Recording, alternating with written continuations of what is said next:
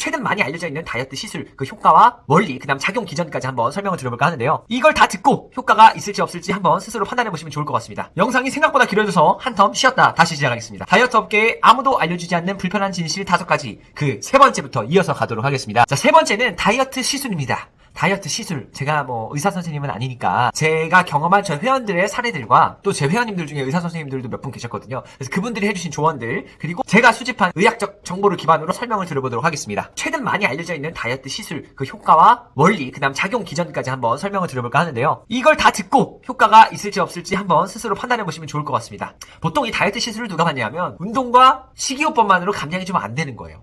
열심히 뭔가 최선을 다했는데 안 될 때에는 의학적인 도움을 받아서 지방을 줄일 수 있는 겁니다. 보통 다이어트 시술은 호르몬 조절, 그 다음에 지방 제거, 또 대사를 촉진시키는가 뭐 식욕을 억제시키는 이런 여러 가지 방법들이 있죠. 오늘은 가장 많이 하는 시술 5가지를 한번 제가 꼽아봤습니다. 자, 첫 번째, 가장 뭐 편리하고 쉬우니까 인기 있는 시술 중에 하나죠. 뭡니까? 위고비, 싹센다, 마운자로 뭐 이런 것들. 조금 더 전문적으로는 GLP-1 주사제라고 합니다. 주사를 맞는 시술이에요. 최근에 저희 회원님들 중에 위고비 지금 3달째 받고 계신 회원님이 계신데 이걸 맞으면 식욕이 억제되고 뭘 안 먹어도 항상 뭘 먹은 것 같아. 배가 부르시대요. 그래서 음식이 땡기지가 않더라. 식욕이 조절되더라. 이게 이렇게 되는 원리는 GLP-1 이라는 글루카곤 라이크 펩타이드 1, 이 GLP-1 호르몬을 모방해서 위에서 음식물이 배출되는 속도를 지연시키고 뇌에서 식욕을 억제시키는 작용을 해요. 그 뇌의 뭐 시상하부 쪽에 보면은 거기 땅콩 같은 주머니가 있습니다. 주차 자리가 하나밖에 없어. 배고픔을 느끼게 하는 호르몬이 주차하든가 아니면 포만감을 느끼게 하는 호르몬이 주차하든가 두 개 중에 하나밖에 없어요. 그래서 우리는 배가 부르든 배가 고프든 두 개 중에 하나를 느끼게 되는데 여기에 이제 배부름을 느끼게 만드는 작용을 해서 배고픔을 안 느끼게 하는 거죠. 그리고 인슐린 분비도 조절시켜주고 혈당이 확 올라가는 걸 막아줍니다. 반면에 부작용에는 속이 안 좋거나 막 오바이트가 나올 것 같거나 속이 쓰리거나 변비가 생기거나 오히려 또 설사를 하거나, 근데 이걸 장기간 쓰게 되면 근육량이 점점 떨어진다 그래요. 그리고 이게 인슐린 저항성을 개선시키는 효과가 있어서 당뇨 환자들에게 보통 사용이 되더라. 그래서 최근에는 싹센다보다 위고비를 좀 더 많이 쓴다고 하는데 싹센다는 이제 하루에 한 번씩 맞아야 되는데 위고비는 일주일에 한 번씩 맞더라고요. 그리고 진짜 신기한 게 저희 회원님 사례를 좀 빌려보자면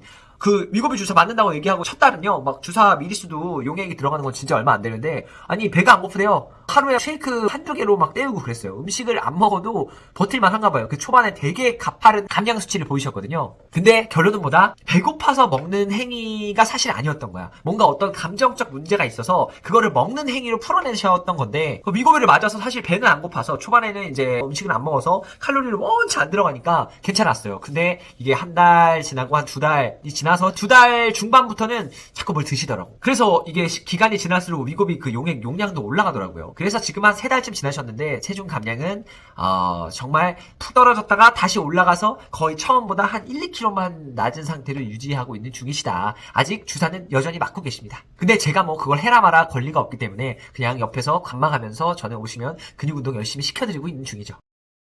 그 다음에 이제 두 번째 시술은 뭐가 있느냐, 지방 분해 주사입니다. 여기에는 뭐 카복시 주사나 뭐 PPC나 HPL 등이 여기에 포함됩니다. 이 피하 지방층에다가 직접적으로 주사를 해서 여기는 지방을 녹이고 배출하는 그런 효과가 있대요. 이게 어떤 원리냐면 여기에 이제 주사액이 들어가면 그 성분이 이 지방의 세포막을 막 파괴시키고 결국에 체외로 지방이 배출되게 만드는 그런 효과라고 합니다. PPC는 포스파티딜콜린이라고 지방의 세포막을 직접적으로 녹이는 그런 역할을 하고, 카복시는 이산화탄소를 주입해서 지방세포를 직접적으로 파괴하는 역할을 합니다. 그 다음에 HPL은 하이파워 리퍼라 그래서 지방세포의 크기 자체를 감소시키는 걸 유도한다고 해요. 근데 어디에나 부작용은 있죠. 이제 시술 부위가 아무래도 붓고 또 멍이 생기기도 하고 또 염증이 생길 가능성도 있고요. 그 다음에 또 이게 이 주사액으로 넣다 보니까 지방 분해가 좀 이렇게 균일하지 않아가지고 피부가 울퉁불퉁해질 수도 있다고 합니다. 그래서 보통 이걸 어디에 많이 맞냐, 보통 안 보이는 배나 허벅지 안쪽이나 이런데 살 때문에 너무 고민이 많았던 분들이 여기만 좀 지방을 빼고 싶을 때 보통 여기 시술을 한다고 하십니다. 근데 저도 이런 주사 시술을 받아본 회원님들을 보면은 분명히 효과가 없는 거 아니거든요. 있어요. 근데 이제 이런 거죠. 거기에 살이 찌게 된 본래의 내 행위와 습관 자체가 없어지지 않았잖아요. 그러면 한 시술을 받으시고 한두 달 안에 뭐 거기 살이 빠졌어요, 좀 준 것 같아요, 이런 얘기는 분명히 들립니다. 그러나 기간이 좀 장기간 지나서 6개월, 1년이 지난 다음에도 거기 과연 살이 빠진 채로 온전히 있는가, 이거는 좀 다른 얘기더라는 겁니다.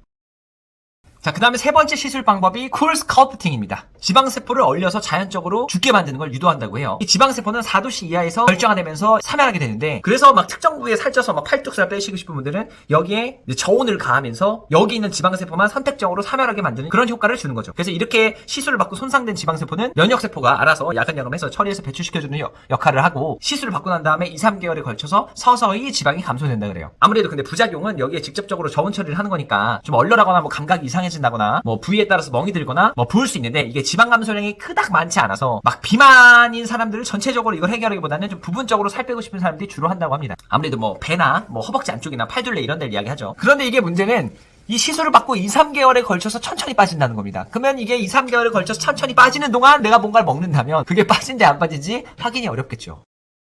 자, 그 다음 네 번째 시술이 고강도 초음파 지방 분해 시술입니다. 보통은 울핏으로 많이 알고 계시죠. 고강도 초음파를 지방층에 직접적으로 전달해서 지방세포막을 직접 파괴하는 기전을 일으키고, 그리고 나서 이 세포막이 파괴된 중성지방들이 혈류를 통해서 이제 나가게 된다. 이것도 시술 부위에 멍이 들기도 하고 뭐 붓기도 하고 약간 아프기도 한데, 보통은 이제 복부지방들을 많이 없애려고 이 시술을 받는다고 하십니다. 그 다음 뭐 피부 탄력에 약간 또 개선 효과도 준다고 해요. 그 다음 시술 다섯 번째로 가장 효과적인 지방 흡입술입니다. 저는 이왕이면은 큰맘 먹고 다이어트 관련 시술을 하신다고 하면은 이제 지방 흡입술이 차라리 낫다라고 이야기를 합니다. 과거에 저도 이제 가까운 분이 지방 흡입술을 시술을 하고 그 일련의 변화하는 과정들을 직접 목도했기 때문에 이게 진짜 효과가 좋구나 저도 많이 느꼈습니다. 물리적으로 지방을 직접적으로 제거하는 방식인데, 이게 피부를 좀 이렇게 찢어 놓은 다음에 안에다가 어떤 용액을 넣어서 막 지방을 직접적으로 빨아들여서 이 cc당 이제 얼마의 금액이 매겨지게 되죠. 제가 곁에서 본 바로는 지방 흡입을 한 고객님들도 있었기 때문에 제가 한 여태까지 총 4분 정도를 본 것 같거든요. 근데 이게 한번 하고 나면 진짜 멍이 엄청나게 많이 들어요. 그리고 이 피멍이 흘러내려와서 나중에 말단으로 막 내려가게 되는데, 확실히 진짜 하고 나면은 완전 얇아져 있어요. 근데 이제 문제는 뭐냐면, 원래 우리 피부가 아래에 이제 근막이 있고 그 피하지방들이 있고, 여기가 일단은 건드리기 전에는 원래 지들끼리 결합이 되어 있잖아요. 근데 이게 이제 관이 들어와서 용액을 넣고 이거를 석션해 나가는 과정에서 공백이 생기고 마치 풍선 같다고 생각하시면 됩니다. 내 몸이 풍선이 부푼 것처럼 지방으로 차서 이 겉의 면적들은 풍선 부풀도 피부가 부풀어 있단 말이에요. 늘어나 있잖아요. 근데 이것들을 확 갑자기 줄이면 얘네가 이제 근막에 달라붙으면서 이렇게 유착이 되더라고. 그러면서 피부가 약간 울퉁불퉁하게 바뀌어요. 그리고 뭐라 그럴까? 원래 우리가 살을 문지르면 이 안에 근육이 있고 피부가 있으면 이렇게 막 문질러지잖아요. 막 늘어나기도 하고 이렇게. 근데 지방흡입을 받으시는 분들은 얘가 완전 유착돼가지고 마치 이게 당겨지지가 않아. 막 뭐 고문판 같다고 해야 되나? 이렇게 약간 피부가 좀 변형되더라고요. 그리고 이거는 이제 다른 시술과 다르게 회복 기간도 깁니다. 2주에서 4주 정도는 온전한 회복 기간을 거쳐야 한다 하고, 보통 이제 유명인들이나 연예인들이나 영화배우들이나 말도 안 되는 지방을 확 감량해야 될 때 막 운동, 식단 막 병행해 가면서 거기에 이런 시술까지 받아서 완전히 다른 사람으로 태어나는 경우가 있죠. 근데 아마 이 지방 흡입술이 가장 효과가 좋은 것 같아요. 다만 이제 좀 전신마취도 해야 되고, 이렇게 국소 부위 시술이 아니라 막 전체적으로 다 하시는 분들은 왜 막 가끔 기사 같은 것도 나오잖아요. 굉장히 리스크도 크다, 위험하다. 그래서 이왕 하실 거면 제일 잘하는 데 가서 하시는 게 좋겠죠.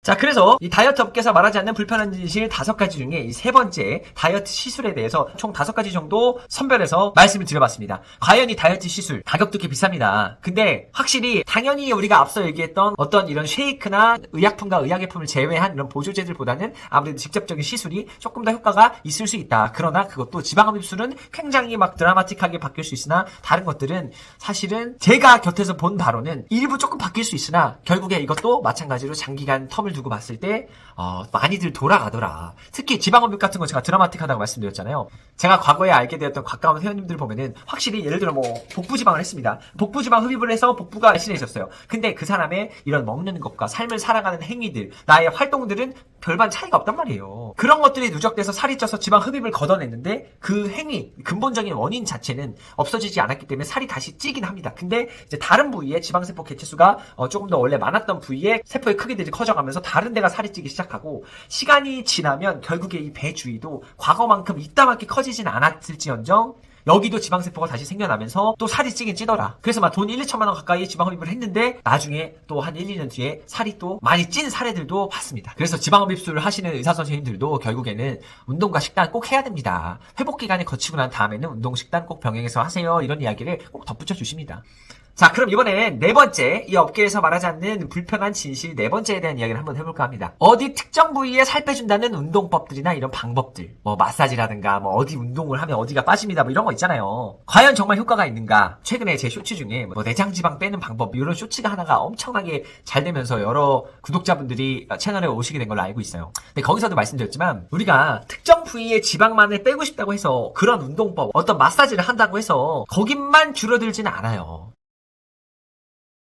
물론 그 마음은 알죠. 아, 여기가 제일 고민이야. 여기는 왜 그렇게 등살을 살이 찌는지 몰라. 저도 매일같이 회원님들에게 듣는 이야기가 이제 난 여기가 너무 많이 쪄가지고 이런 이야기예요. 근데 그렇게 할 수가 없다고. 다이어트 시술처럼 직접적으로 거기 지방 흡입술처럼 여기 있는 지방은 이쪽으로 걷어내지 않는 이상 거기만 빼는 방법, 거기만 유독 더 빨리 즉각적으로 뺄 수 있는 방법은 없다. 근데 뭐 방법이 없습니다 이렇게 끝낼 건 아니고, 그러면 도대체 이 지방이 분해되는 과정이 조금 더 디테일하게 어떻게 이루어지는지를 이해하시면은 그래서 그게 안 되는 구나 여러분들도 동의하실 수 있을 거기 때문에 제가 지방이 분해돼서 에너지로 타버리는 이런 과정을 세포 수준에서 설명을 드려보겠습니다. 여러분들 살이 없어지려면 우리 몸에서 야, 너 이제 빨리 나와가지고 너 이제 에너지원으로 탈 준비해, 이렇게 어떤 신호를 받아야 돼요. 이렇게 지방 분해의 시작은 여러 호르몬들의 신호와 또는 어떤 효소작용에 의해서 이 스타트가 끊어집니다. 몇 가지 호르몬들을 말씀드려볼게요. 여러분들 아드레날린 아시죠? 아드레날린, 노르아드레날린, 뭐 에피네프린이라고도 부르는데, 이런 호르몬들이 나오면 교감신경을 자극합니다. 이런 호르몬들이 나오면 지방 분해를 촉진합니다. 그 다음에 글루카곤 호르몬,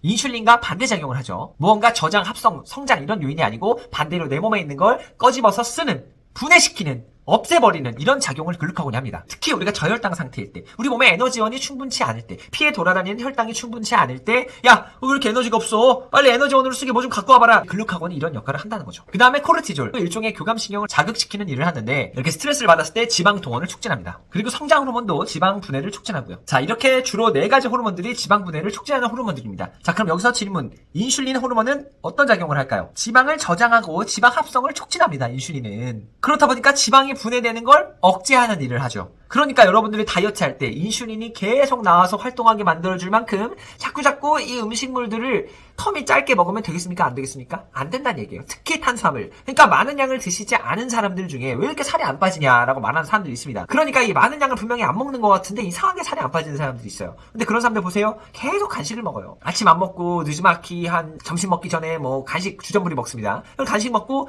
좀 얼마 있다가 나 그래 아까 뭘 먹어서 그렇게 배가 고프진 않아. 점심 식사 좀 대충 합니다. 대충 먹어요. 아니면 또 뭐 많이 먹을 수도 있겠죠. 그리고 나서 한 2시간 있다가 2, 3시쯤에 또 뭐가 궁금해요. 또 먹습니다. 그 다음에 집에 가서 저녁에 또 먹고요. 그럼 야식 먹어요. 그럼 도대체 인슐린이 계속 나와 있을 거 아니에요. 그러면 지방 분해는 언제 합니까? 지방 분해를 안 한다는 거예요. 지방이 본래 에너지원을 써서 타버릴 기회가 없다는 거예요. 그러면 선생님 제가 막 공복 상태에서 지금 몸 안에 저장되어 있는 글리코겐이 없는 상태에서 제가 약간의 탄수화물을 먹었는데 지금 만약에 근육 운동을 하고 그럼 근손실이 어떻게 되고 지방 연소가 어떻게 이루어질까, 이런 내용들은 제가 조금 더 나중에 심도 있게 다루도록 하겠습니다. 어쨌든 여기서 말씀드리고 싶은 건 인슐린이 나와 있으면 안 된다. 지방 분해를 촉진하는 호르몬들이 자주 나오게 해주는 게, 지방을 빨리 빼고 싶다면 그렇게 하는 게 좋다. 다시 본론으로 들어가서 이렇게 호르몬들이 자 이제 지방아 너가 분해돼서 일할 시간이야 라고 신호를 주고 난 다음에는 이제 우리 몸에 있는 이 지방세포 안에 저장된 중성지방이 분해되기 시작합니다. 근데 이 분해되는 과정에서 이 지방 분해를 잘하게 만들어주는 효소가 있어요. 리파제라는 효소입니다. 조금 더 이 과정을 자세하게 말씀드리면 카테코라민이 베타 아드레날린 수용체에 결합되고 이때 GS 단백질이 아데닐릴 고리아 효소를 활성화합니다. 그러면 CAMP가 증가하고 PK가 활성화되면서 이 프로틴 키네스 A가 호르몬 감수성 리파제를 활성화시킵니다. 호르몬 센서티브 리파즈인데 이거를 HSL이라고 해요. 그러면 이 HSL이 중성지방을 다이그리세라이드로 가수분해하고 이때 유리지방산이 일부 방출됩니다.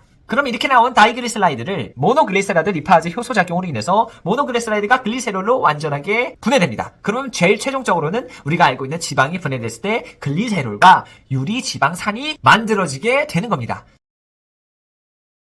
그러면 여기서 이 유리지방산이 또 분해되는 여정이 있습니다. 이 분해된 유리지방산을 FFA라고 하는데 Free Fatty Acid라고 해서 FFA입니다. 이 유리지방산이 바로 혈류로 방출되지는 않습니다. 이 혈류 내에서 알부민, 들어보셨죠? 알부민이라는 단백질과 만나서 결합을 합니다. 그러면 유리지방산 알부민 복합체 형태로 만들어지게 되고 이게 운반이 되는 거예요. 이 유리지방산은 친수성이 낮아가지고 곧바로 혈류에 들어가서 운반되기가 어렵고 꼭 알부민과 결합이 돼서 움직여야 됩니다. 그럼 이게 이제 혈액 속에서 혈관을 타고 전신을 돌면서 에너지원이 필요한 조직으로 운반이 되는 겁니다. 그리고 몸의 가장 중요한 장기들 심장, 간에서도 활용이 되고 또 각종 근육에서도 이렇게 지방이 분해되어 나온 유리지방산을 에너지원으로 쓰는 거예요. 제가 아까 글리세롤과 유리지방산으로 나뉜다 그랬는데 이 글리세롤은 어디로 가냐? 이 글리세롤은 일단 중성지방에서 다이글리세라이드 모노글리세리드로 바뀌었고 그 다음에 모노글리세라이드로 바뀌어서 글리세롤이 됐단 말이죠. 이 글리세롤은 바로 혈액으로 들어갑니다. 그리고 간으로 들어갑니다. 그 다음에 여기서 이제 포도당 신생 합성 회로에 들어가요. 그 다음에 포도당으로 변신합니다. 그 다음에 이제 포도당으로 변했으니까 포도당에 걸맞은 에너지원으로서 사용이 되겠죠. 자, 그럼 글리세롤은 포도당으로 갔단 말이에요.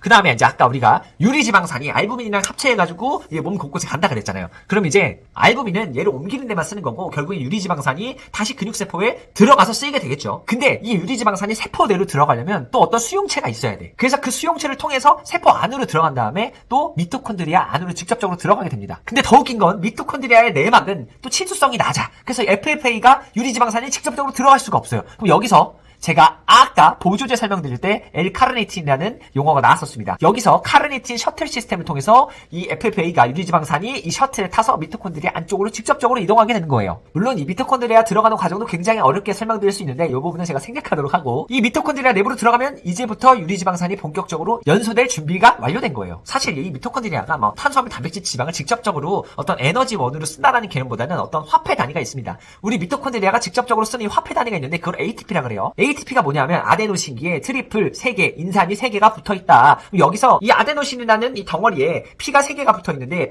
이 P랑 아데노신이 잡고 있는 이 다리 하나가 딱 떨어져 나가면서 방출되는 에너지로 우리가 근육을 수축한단 말이에요. 그러면 P가 하나 떨어져 나갔으니까 ADP가 돼요. 그럼 이 DP를 다시 나뒹굴어져 있는 P를 갖다 붙이는 역할을 우리가 알고 있는 탄수화물, 단백질, 지방이 잘게 쪼개진 형태로 이걸 돕는 겁니다. 그럼 유리지방산도 이 ADP를 P를 갖다 붙이는 이 역할을 다시 하는 거죠. 그럼 미토콘드리아 안에서 이런 일들이 일어나는 거예요. 그렇게 되면 이제 어떻게 됩니까? 결국에 우리가 알고 있는 지방 1g당 약 9kcal의 에너지를 생산한다라고 우리가 요약해서 알게 되는 거죠. 그래서 포도당과 그 다음에 우리 아미노산들은, 단백질들은 g당 4칼로리를 만들어낸다. 이런 거를 우리가 이제 외우게 되는 거예요. 지방은 상대적으로 에너지를 방출하는 효율이 좋다 보니까 우리가 장시간 지속적으로 사용하는 유산소 운동에 주로 지방의 에너지원으로 사용한다. 그래서 유산소성 운동에 지방 연소가 효율적으로 이루어진다. 그래서 우리가 많이 걸어라, 많이 러닝도 해라, 뭐 이런 이야기가 많이 나오는 이유가 이렇기 때문이에요. 자, 그리고 마지막 업계에서 아무도 알려주지 않은 이 5번째 비밀이요. 급하게 뺀 살은요 반드시 급하게 돌아옵니다. 사실 이게 이번에 제가 준비한 이 영상의 핵심이자 킥입니다. 제가 회원들 상담 오면은 진짜 꼭 하는 이야기예요. 자, 보세요.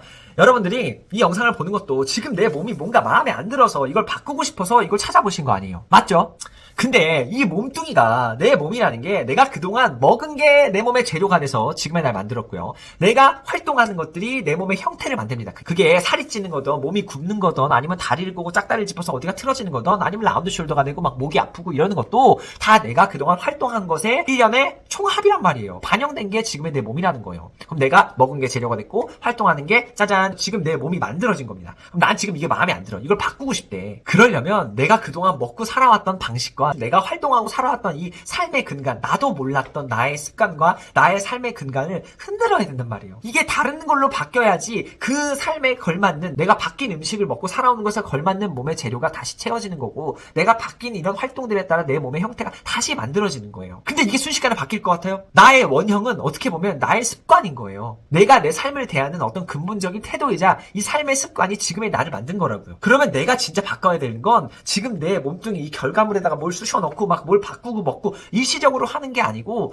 궁극적으로 쭉 다시 갈 수 있는, 내가 먹을 걸 바꾸고 내가 활동하는 걸 근본적으로 바꿔야지만 어떤 내가 원했던 이상적인 형태의 몸이 나오는 거고, 몸은 그저 결과물이라고요. 일시적으로 쉐이크를 먹던 보조제를 먹던 시술을 하던 어디 부위에 빠지는 운동을 해도 그거는 다 일시적일 뿐이라고요. 이 근본적인 게 안 바뀌면 이게 안 바뀐다니까. 다 돌아가요. 무조건 다 돌아가요. 저한테 오셔서 상담하신 분들 중에 뭐 중형차 한 대값 뭐 4천만 원, 5천만 원, 뭐 많게는 1억 넘게 쓰셨다는 분도 계세요. 근데 그분 얘기를 들어보면 이게 참 안타깝습니다. 그러니까 이 업계는 어차피 안 망합니다. 왠지 아세요? 우리 인간은 어떻게든 쉽게, 좀 편하게, 이 덜 괴롭게 이걸 하고 싶거든요. 그러니까 항상 편법을 찾아. 쉬운 방법들. 뭔가 즉각적으로 나에게 효과를 줄 것처럼 말한 이런 광고 내용들. 그거를 보고 거기에 현혹이 안 될 수가 없거든. 마치 이거 먹고 이거 하면은 진짜 바뀔 것처럼 광고를 만들어놨어. 근데 제가 앞서서 쭉 설명드렸던 것처럼 그게 효과가 없다는 게 아니라 지금 말씀드리는 것처럼 근간을 바꿔야 된다는 거예요. 근간을. 진정한 다이어트는요 사실 돈이 안 들어요. 그냥 건강한 음식을 사 먹을 돈, 그 다음에 내가 내 몸을 어느 정도 쓸 수 있을 만큼의